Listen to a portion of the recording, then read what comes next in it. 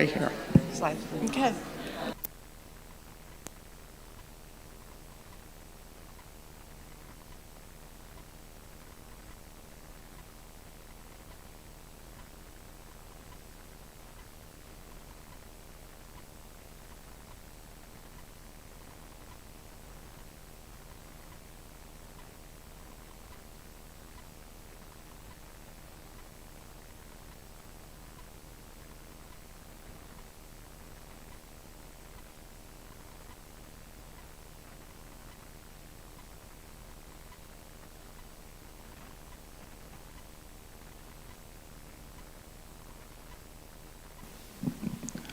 My recital days are over. Sorry, they ended in high school.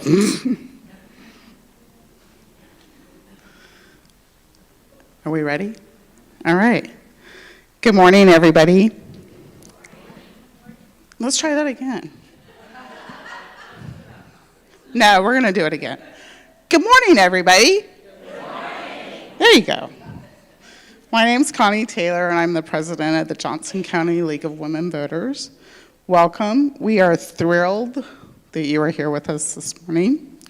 The League is a grassroots nonprofit organization. We are grounded in our nonpartisan policy, meaning we neither support or oppose a candidate or political party at any level of government. Please remember that includes refraining from cheers and jeers. We are political, though, having long established our public policy position statements going back decades. Our league has been actively involved in federal, state, and local government for more than 71 years, and that's older than I am. I'm 29. Still. We are instrumental in establishing many county organizations and commissions, one of which was the Mental Health Association. We view our work through a DEI lens. We remain committed to defend democracy and empower voters. We continue our efforts to engage and educate voters on upcoming elections and public policy through programs like these. So I have a question for you. Actually, I have several. How many of you joined the League since January 1st, 2024? Anybody? Okay. How many of you have been in the League for more than 10 years? All right. 20? 25? 30? Okay, Ann, how long? 1991, all right. Yeah, I can't count. Thank you. When you reach a certain age, math is not happening. And I haven't had my tea. So how many of you know that April is National Volunteer Month? Did you guys know that? So thank you to all our volunteers. And I want you to know that actually April 21st through the 27th is National Volunteer Appreciation Week. And I'm not waiting till the 21st. I want to thank each and every one of you who have volunteered with the League for however long you've been involved with the League. So thank you for your dedicated service and the many important works that the League does. But how many of you have volunteered in the last year? Wow. Yeah, you can wait. Okay, great, thank you. So one of our volunteer opportunities that I'd like to highlight is our Speakers Bureau. We have received requests from several community groups who want to learn more about the work we do. We think that's fantastic. So we do have PowerPoint presentations and outlines that are available. So whether you're an experienced public speaker or if this is something you'd like to try out, contact Kathleen Morrow. Kathleen, raise your hand for us. Contact Kathleen. And we have lots of other opportunities for you to check out. So please be sure to visit our website. Anybody know what it is? www.lwvjoco.org. So in January, we asked our membership at our annual planning meeting to rank the top programs you wanted to learn more about. Hey, we practice ranked choice voting. This morning's program, Medical Marijuana Up in Smoke in Kansas, ranked in the top 5. Who would have imagined that our program would come shortly after the Kansas legislature would hold hearings on the very topic of medical marijuana? And hopefully our speakers will give us a little bit of an update. Now, why would someone take medical cannabis? Anybody? Pain. Anything else? Epilepsy, tremors. What else? PSTD. I heard something else. Crohn's disease. Chemotherapy, nausea. Yeah, you guys are hitting them all. You're hitting them all. Anxiety, depression, migraines. Those all came up. I've been reading a couple of articles from several different medical journals and some articles in the newspapers. And your responses line up with the research that shows people use cannabis for chronic pain, specifically issues related to nerve pain. It's useful in treating nausea and vomiting associated with cancer.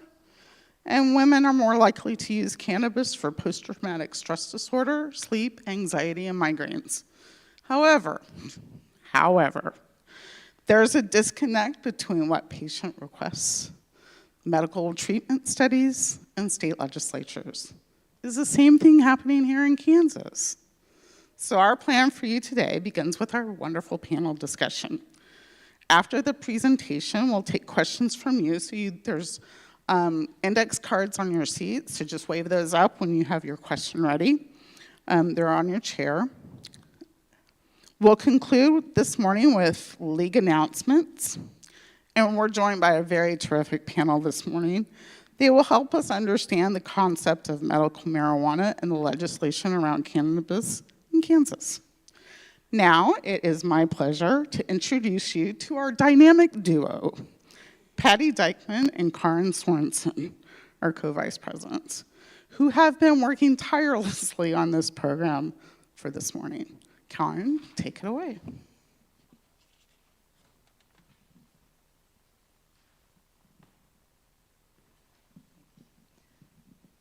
Thank you, Connie. It's a lot to live up to. For those of you who don't know me, well, first of all, good morning, everyone. For those of you who don't know me, my name is Karen, and I have the privilege of introducing our moderator, Kyle Palmer. He was the news director at KCUR before becoming editor of the Johnson County Post, an online publication providing community news in Johnson County. Kyle holds a bachelor's degree in journalism from the University of Missouri and a master's degree in policy, organization, and leadership studies from Stanford University. We could not ask for a more qualified moderator.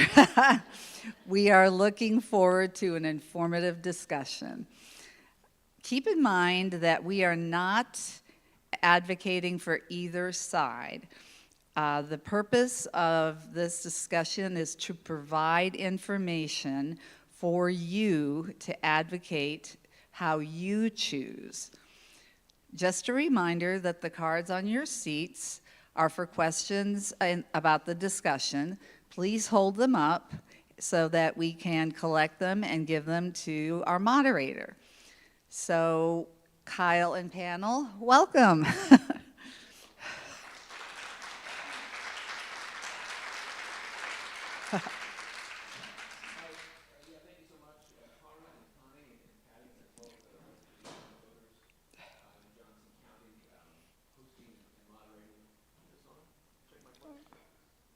Should I hand him this?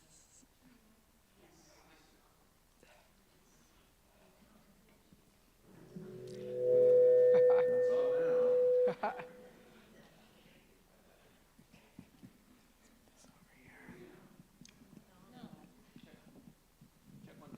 two.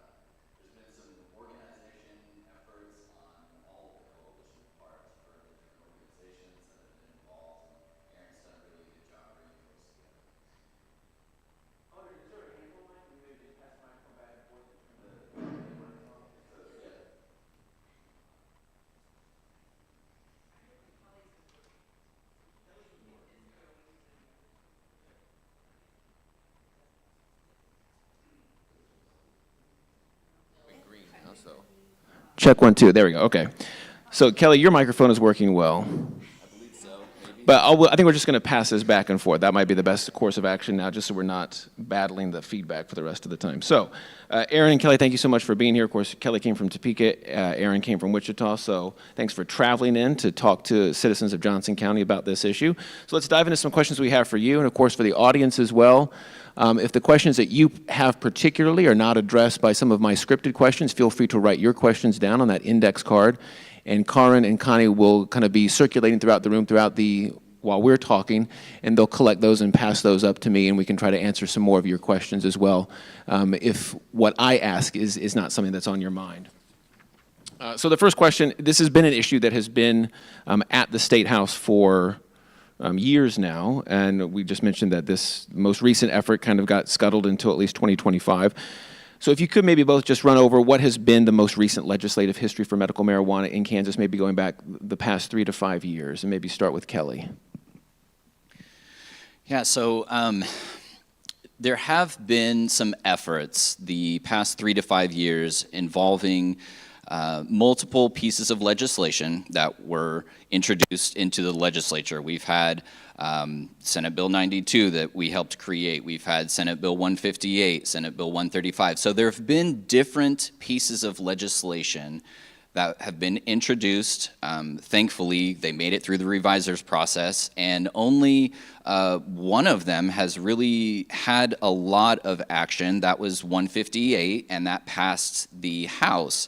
However, the Senate has not taken up the topic over the past couple years, and then there was an interim committee that was scheduled. That was between sessions 22 and 23, I believe, and they actually did have a bill that came out, and it unfortunately didn't really go anywhere. It didn't get picked up, and so there has been an effort this past year in 2023 where a group of individuals, primarily from Wichita, had crafted a bill that ensured that they would have not only kind of access to the industry and license, but also control over the industry.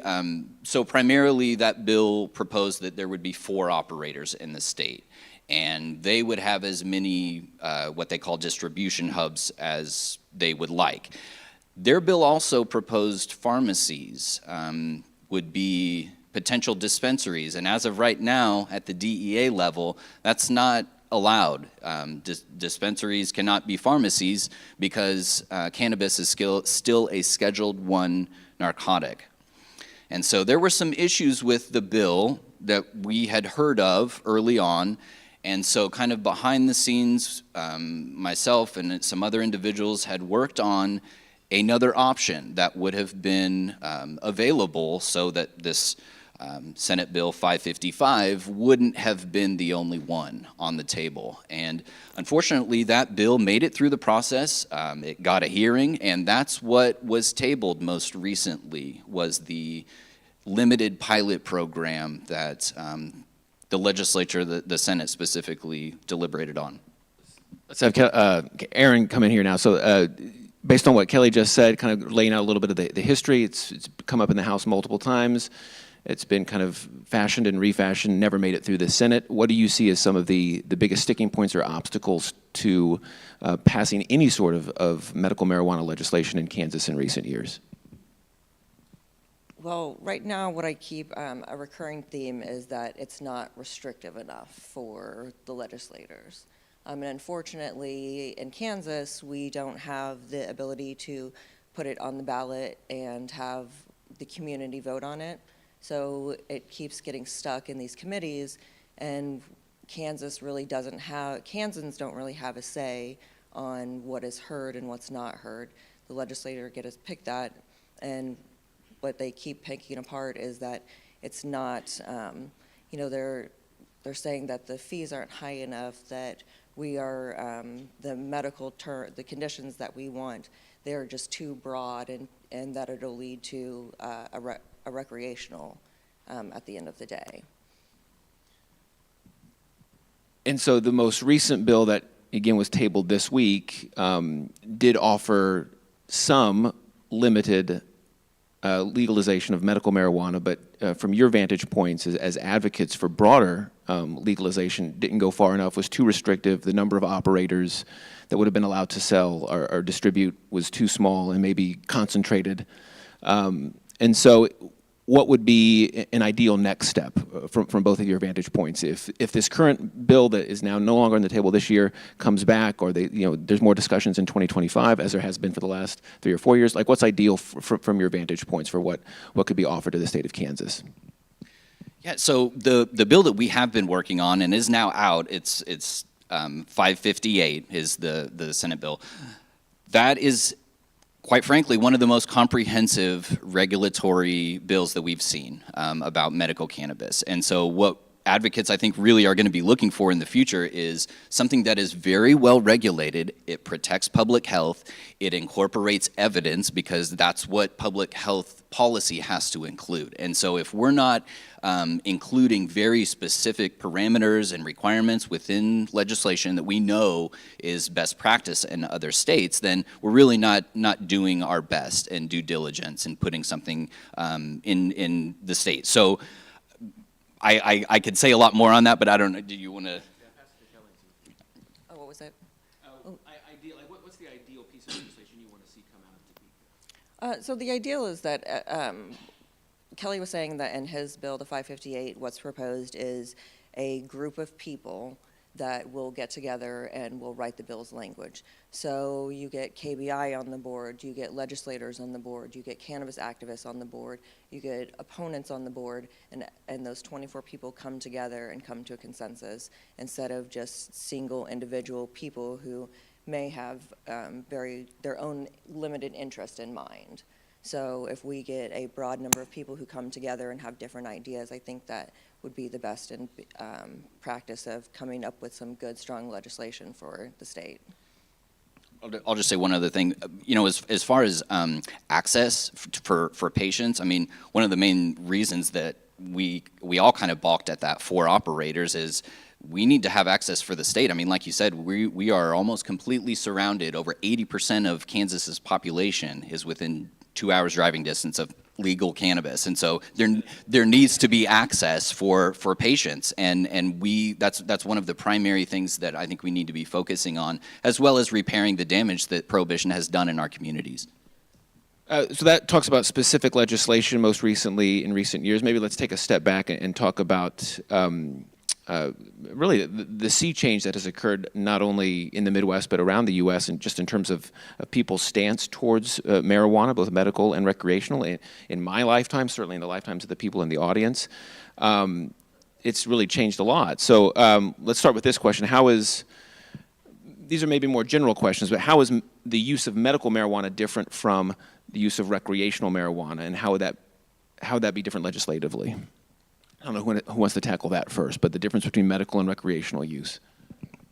So the medical use would be where it's distributed through a provider or your doctor, and you would get a specific, you would have to have a specific qualifying condition in order to get a license to be able to go in and purchase. The recreational, it would be anybody that would be 21 and older would be able to consume as they please. Yeah, and as far as the regulation around that, I think it could be, it is definitely different. But one of the things that we've seen as far as the evidence from other states and countries is that when you implement a medical cannabis program, it really has to be done in an equitable and evidence-based fashion, because that's exactly what will translate, let's say, if the state decides to go to an adult use market like other states have. It really reflects on the next step, and so there's a lot to consider when we're putting in medical or adult use. But primarily, and as far as best practice goes, public health has to be the main concern for medical cannabis or any cannabis-related legislation. But adult use is primarily profit-driven, whereas public health is the medical side. Like we need access for patients. So that's the main difference. And just to be clear, what's been discussed in Kansas is only medical. There's never, we're not even really close to touching recreational, and in fact, thoughts of recreational use is maybe what is stymieing talk even of medical use. So people have come up from Oklahoma, and we're hearing all the time about the horror stories from Oklahoma. There's, dispensaries everywhere and all this stuff. And What is Oklahoma's regime right now? What do they allow? so Oklahoma has a medical cannabis program. However, their program was built on a ballot initiative, so they didn't go through the regulatory process with their legislature like we have chosen to try to do. And because of that, there have been just a massive influx of licenses. I mean, there are hundreds, even thousands of licenses, and they've driven that down over time. But interestingly enough, we can look at Oklahoma because they are an example of a state that had an opportunity to have adult use. They voted on it, and they shot that down because medical has sufficed for them. So it isn't necessarily a valid argument to say any state who has medical cannabis is automatically going to go to adult use, because that's not the case in Oklahoma. I don't know. Yeah. And it's, and as I said before, they have said that that it's a slippery slope into recreational, but at the legislative level, they are the ones that have the control to say that it will pass or it won't pass. So I think that they keep a pretty, tight leash on what they want to do and not do.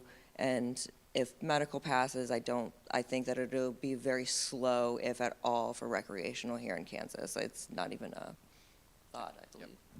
Certainly, in Missouri and Colorado, it is legal, both medical and recreational. Missouri's program is fairly new and young, but is there any sense of the data of how that has impacted public policy, public health, law enforcement in both of those states? What is the evidence from Missouri and Colorado?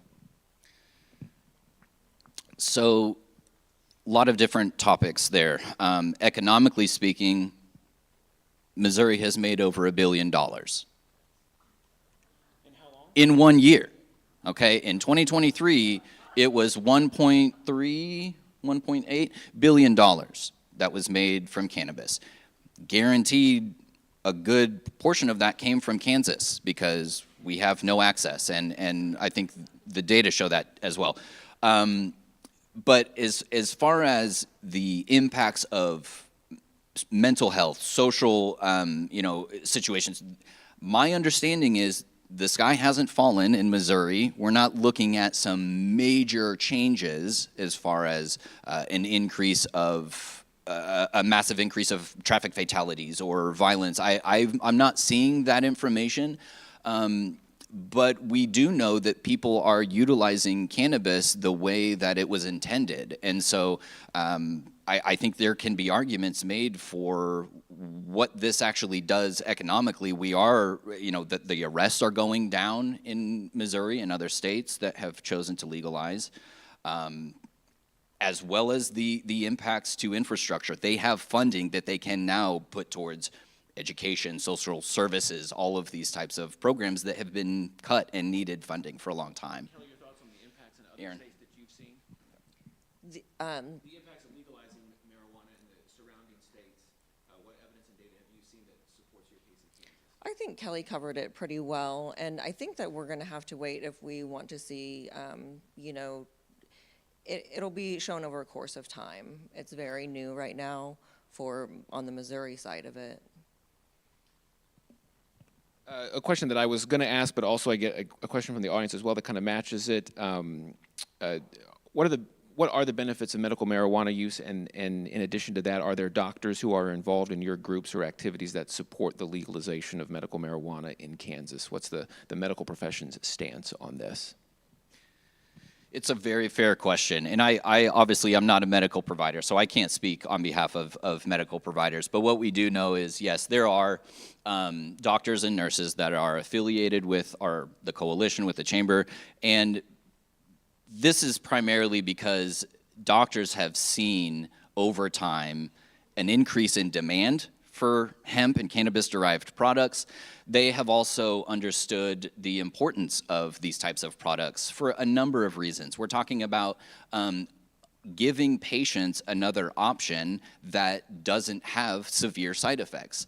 My grandma turns 95 this year, this weekend actually. She would love to have cannabis as an option because Celebrex has GI bleeding as a side effect. Cannabis doesn't have that. So there's a number of reasons that we need to allow this as a go-to in the medical provider toolbox.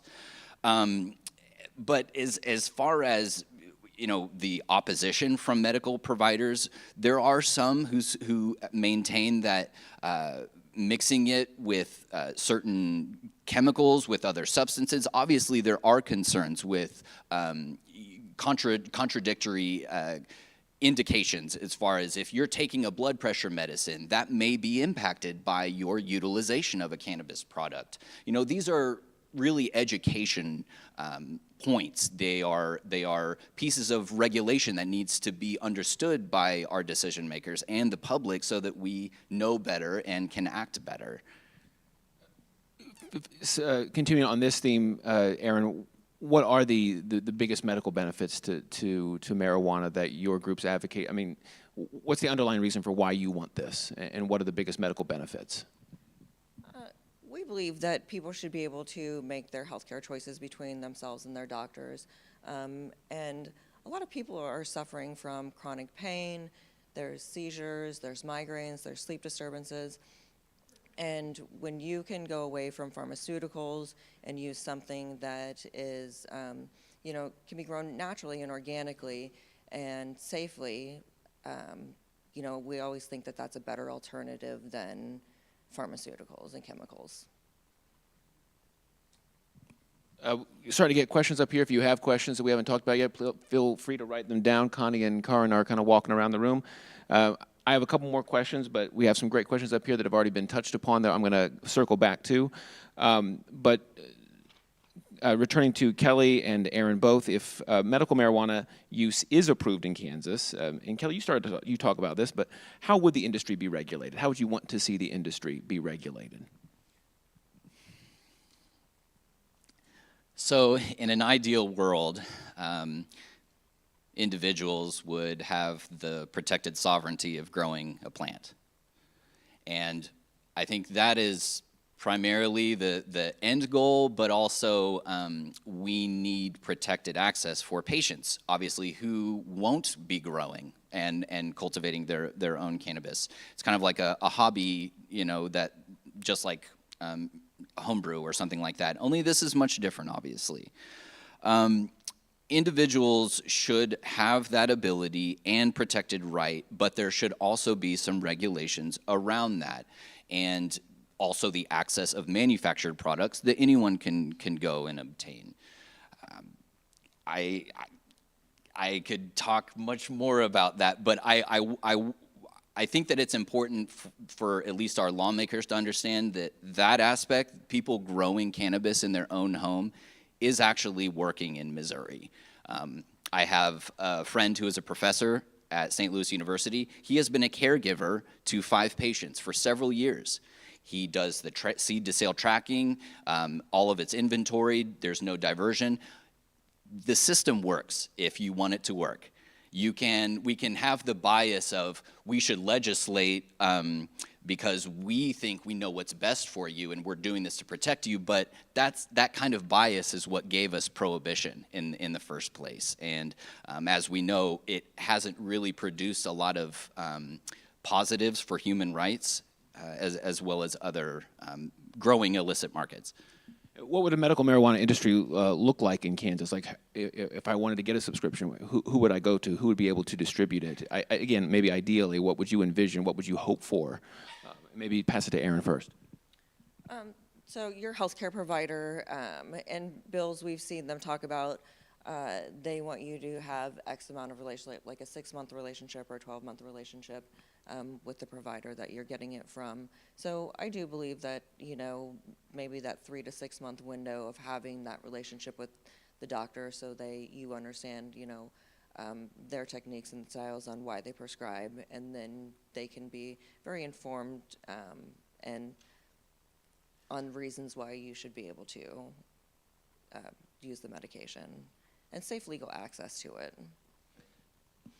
So the way that the current bill, the 558 that was created, it would put the administration with the Kansas Department of Health and Environment. So a patient would apply for a patient ID. They would be approved if they met certain qualifications for conditions, let's say.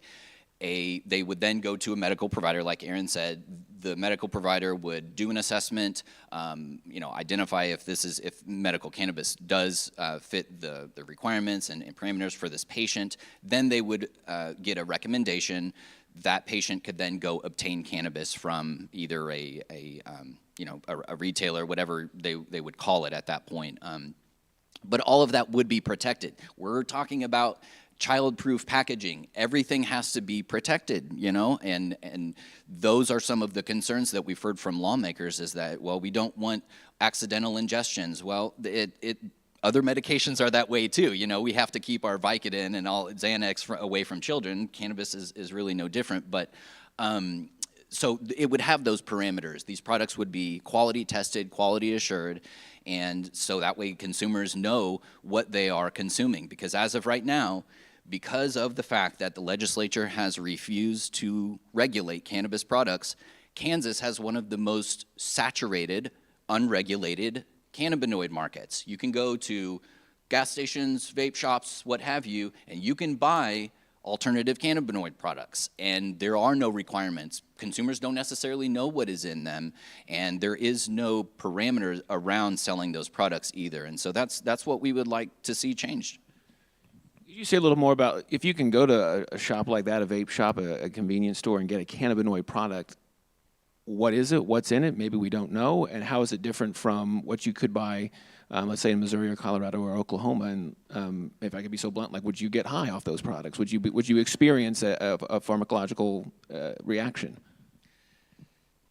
Yes, you would. And my understanding is that we don't really know what is in those products or how they're made.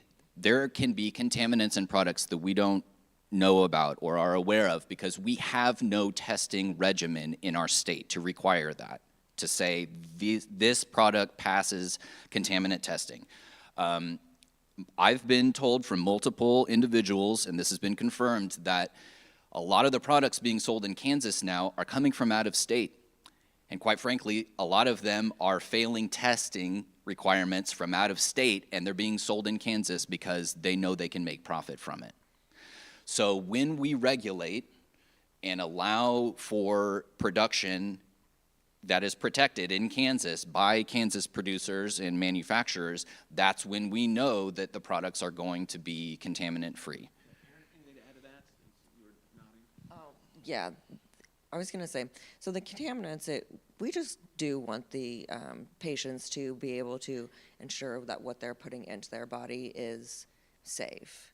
And it's not, that's one of our biggest things with pharmaceuticals is that you don't know what you're putting in your body. So. Another question we got from the audience also mirrors a question that I was going to ask, but is there, what are the concerns of those opposed to medical marijuana use? And I guess is there one group or groups who lead opposition to medical marijuana? It's a loaded question. It's good. This is good. Yeah. So it's a multifactorial question and answer, and it comes down to bias and cognitive bias, confirmation bias. But what we know is cannabis has been around for humanity, and it's been a friend to humanity much longer than it has been prohibited. It's only been illegal for about 80-some years. Prior to that, we're talking about thousands of years that humans have utilized cannabis. In fact, it was one of the first crops that was intentionally grown for agricultural purposes because it is so versatile and can be used for so many different things. I believe that the main oppositions, and actually a Gallup poll was done in 2019 that shows this. The main opposition is we don't want to see an increase of traffic fatalities. We don't want to see an increase in violence. concerns about unintentional or accidental ingestions from children especially, and mental health. You know, we don't want to see any mental health issues that are exacerbated. What the data show, however, is that in states that have legalized medical cannabis, it is being utilized the way it's intended, and it is not having a negative external impact on those other sectors. And there was just a study that was published this week that shows this, but there have been many peer-reviewed data reviews, meta-analyses that have proven that over time. And so one of the things that we really need to focus, I think, with lawmakers and our decision makers is how they're evaluating data. And is the data biased? Are there conflicts of interest with the data? Who actually funded certain studies and how they interpret those conclusions? Because quite frankly, not one study is conclusive. You know, we have to look at data from a holistic perspective and look at all of the evidence and what they show. What's the opposition that you see in Topeka? Does it come from certain groups, certain lobbying efforts, certain individuals? There are certain individuals and groups that come up, and for every testimony day they come and they talk about the increase of child accessibility. They don't want it to be around the youth. They don't want public advertising. They don't want to promote this in different areas where they think that it'll be that it'll attract a younger generation to start earlier. This issue has been before the legislature for 3 or 4 years now, if not longer. Do you see any kind of softening in that opposition, at least generally among lawmakers, if not like certain individuals or certain groups that might have hardcore stances against marijuana use? So throughout the last few years, some legislators come and go. So once we get them educated, they could potentially be moved to a different committee, or they, and that knowledge that they have goes with them, and then somebody new comes in, and then having to re-educate on the same issues because they have the older concerns that we had already addressed previously.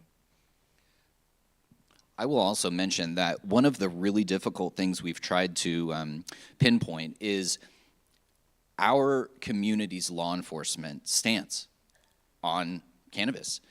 Because I was in a leadership cohort, 2018. I did a ride-along with a local deputy in Topeka. We did a lot of mental health calls. That was primarily how many, the majority of our calls we went on were mental health related. One of the things he told me, they should not be targeting people for a plant. The majority of his fellow colleagues feel that way, but unfortunately, there is a disconnect between the lobbyists and talking heads for agencies in the Capitol who are talking with our lawmakers. And it goes back to the confirmation bias and somewhat of a protectionism, because we know that funding it goes towards eradication of certain drugs, and I'm not saying that we should divert any of that. We need to be funding law enforcement. We need to be helping them do their job. But one of the things that other states have realized in regulating and legalizing is if you allow law enforcement to focus on other more intense, violent crimes, those can be solved. There can be a shifting of resources, and they can also crack down on other more severe penalties and drugs that are in our communities. I know neither of you are from Johnson County or live in Johnson County, but certainly Johnson County is obviously right across the border from Missouri, so it must be a salient issue among law enforcement in Johnson County. Do you have any idea of the stance of law enforcement agencies here, either for or against more legalization of marijuana? Any idea? I don't know about I haven't had a pulse on the on lawmakers, or I'm sorry, law enforcement within this community. However, there have been multiple articles written about the fact that after Missouri legalized, I think for adult use, there hasn't necessarily been an increase of arrests for cannabis in Kansas. But the reality is we don't know that for sure, because arrest data from KBI does not differentiate between substances or drugs. So we need to be really careful about evaluating, or I guess making speculations about changes. Another question along this line, maybe throw it to Aaron. Would a ballot initiative be something that would be possible, or something that maybe your group would want to advocate for, put it into the hands of citizens? We would absolutely love for there to be a ballot initiative, but unfortunately, the way that the legislation runs in Kansas, everything has to be sponsored or agreed upon by one of the legislators. So that's the biggest hurdle is, our feelings are is why we haven't. Because if you put it on the ballot, polls have been done. Over 60% of Kansans believe that there should be some form of legalization. So the numbers are there, and we've heard from legislators, oh, well, it's not important to the people, to my constituents, but it actually is. If you talk to individual people and if you look at the polls, there is a want, there is a need, and people of Kansas are behind it. I was just going to say over 70% are in favor of medical cannabis. ACLU did a poll on that. And from several years of the Fort Hays State University and Docking Institute Kansas Speaks survey, they've been covering this for several years now. And the public opinion about it just keeps increasing. And I think we will see more momentum, more pressure, the longer that nothing is done in the legislature. Kelly, you just mentioned kind of the use of data, how sometimes it is hard to find good data when it comes to marijuana, with usage, crime, effects, things like that. So we do have a couple of questions about research into medical marijuana. So maybe I'll combine these and you guys can respond to it. One questioner asks if the National Institutes of Health has not funded any research, how are their studies to refer to as good data? So like what data do you use maybe is how I'll reframe that. So what data are you guys looking at? And how can we create an environment that will allow more research on marijuana? So a couple of questions about research into marijuana and marijuana use, medical marijuana. Give it to Kelly first. Okay, so there's a lot to unpack there as well. Our country has had a pretty long history of funding research that tends to be slanted towards finding a negative. Okay, so as far as the National Institutes of Health, SAMHSA, I mean, we're the Association on Drug and Alcohol Abuse. I mean, these are organizations that really have built their MOs and business models on trying to identify where the negatives are in cannabis and cannabis use, cannabis misuse. Those are really, that's predominantly where a lot of the national funding has gone to find those. We have seen a shift, however, and with Congress asking for cannabis to be rescheduled, the HHS has been involved. I mean, CDC. There have the National Association of Science and Medicine. They have done an overview about medical cannabis. There is now a cancer PDQ for providers that is under the National Institutes of Health, National Libraries of Medicine. So there are now governmental agencies that have shifted their focus, and they are now identifying the sectors that need to be researched more with cannabis so that we can provide better information both to patients and to medical providers. But as far as peer-reviewed data, there is a lot. For over the past 10 to 20 years, there has been an exponential, just astronomical increase of data and research that has been peer-reviewed all over the U.S. and the world that deals with medical cannabis. And that goes from basic case studies to all the way to meta-analyses. And again, we've got to look at the overall evidence. We can't just pick out one cherry-pick thing and look at those. So I don't know if you have anything else you want to add on that, or. Oh, no, I didn't. Well, what research do you all use to back, when you're talking to lawmakers, when you're trying to convince them of your case, what are the sources of research and data that you turn to in order to make that case? So as Kelly was talking about, the rescheduling is being asked to happen right now. Maybe just clarify what rescheduling means. So on the federal level, for them to take it out of the, Class 2 scheduling? Schedule 1 now. Schedule 1 now, and reschedule that down out of the, those are with methamphetamines and really, So marijuana is still a Schedule 1 drug. That's the most serious, I guess you could term it. Yes. Classification, meaning it's the most. So what we've been listening to lately is, new information is coming out, and they have now said, look, that there is all this, legitimate documentation and proof now that it is not a dangerous drug, that it does have legitimate medical uses to it. How close is, if at all, the federal government to rescheduling marijuana, and how would that affect your case and arguments in Kansas? So I think that's one of the things that we're worried about here is if it does get rescheduled federally, then, Kansas would have nothing on the books to be able to write legislation how we want it right now. It would become an open book, and we don't know what the ramifications would be. So clarify that, So if Kansas, marijuana gets rescheduled to maybe a lower classification, you actually think that would be a negative for the state in its current policy framework? How so? because we don't have any language on the books for it. So in order to frame what we want, as responsible and safe access to medication, it could become like what we have now, where it's unregulated and different products can be brought in that we don't know what they're being, made with, So and the contaminants. could lead to even Opening a door. more unregulated. Yes, yes. Yeah, as of right now, if or when the federal government changed the classification or schedule of cannabis, Kansas has no protection for individuals who are seen or caught with these cannabis products. So the fear is that it would allow people to be targeted much easier than they already are. And not only that, but interstate commerce would come into effect if a rescheduling or descheduling, and they just took cannabis out of the scheduling altogether.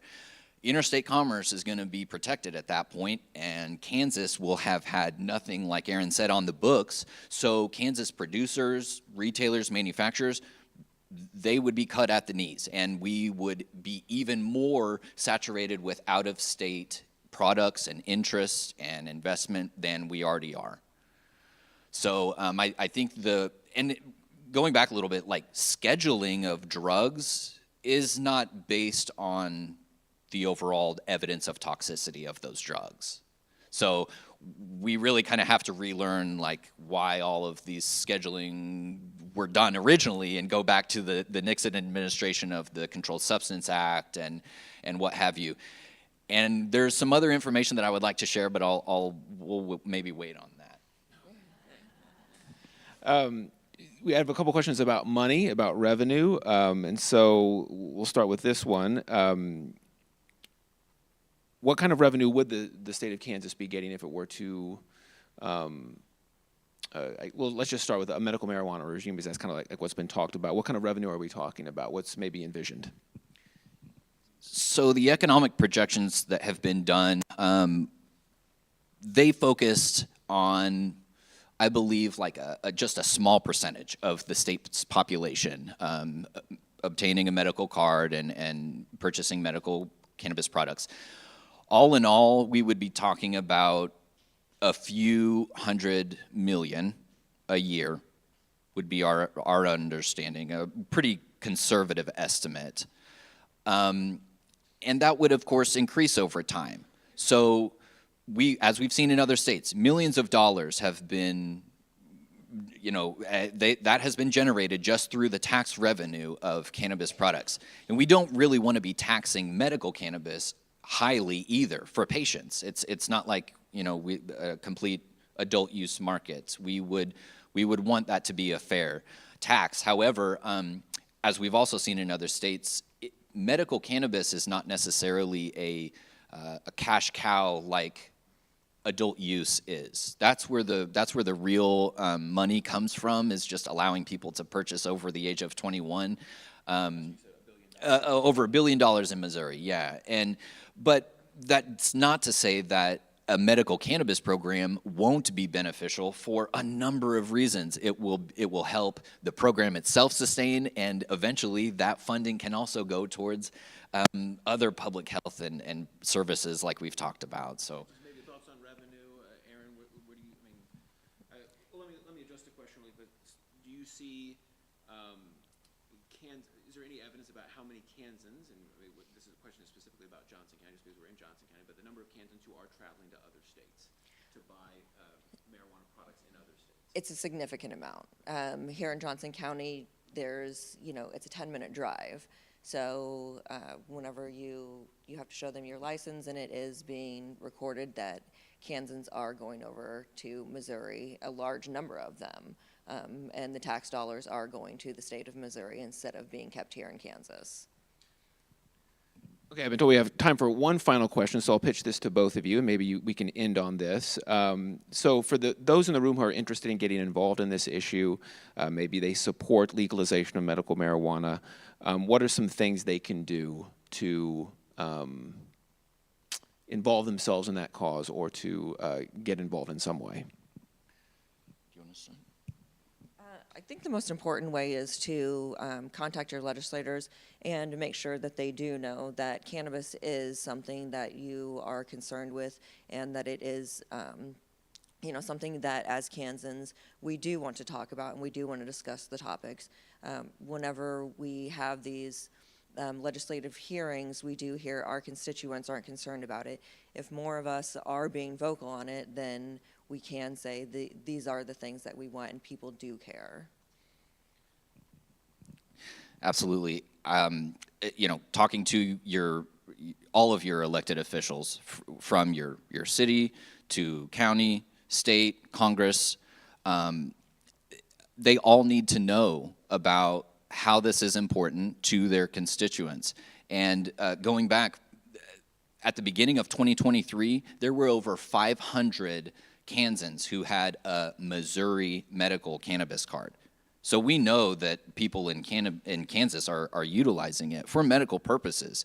But one of the other interesting things is there was a study out of Canada that shows when a medical cannabis program is enacted, those patients go to their medical providers even more than they do otherwise. So there is an increase in healthcare utilization because those patients feel like they can take better care of themselves. And if that relationship between the medical provider and patient is protected, then it's an all-around better outcome for everyone.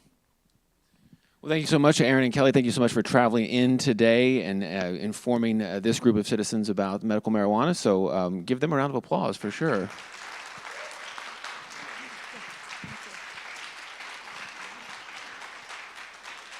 Thank you so much. I know this has been a very informative program, and I have more questions in the back that we did not have a chance to bring up to our panel. So if I might indulge you, I will send an email with some of those questions, follow up with an article in our newsletter to answer to those questions. Appreciate that so much. Thank you. We really appreciate all that you have said. Now, obviously, if you need any more information, be watching the website. And as Connie always says, you know what it is, www.joinme.at joco.org. So it will be good. Now, I do have some other announcements we need to make. I know that they're all on the website, but just wanted to highlight a few things. Our next program is going to be May 4th, 9 o'clock for social time, 9:30 for the meeting. At this point, we are talking about, planning to talk about cybersecurity and protecting Kansas election systems. Don't forget to bring non-perishable food for the food pantry here at Smooch. They appreciate that very much.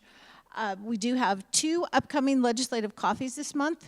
The first one will be Saturday, April 13th at the Central Resource Library of Johnson County at 10 a.m.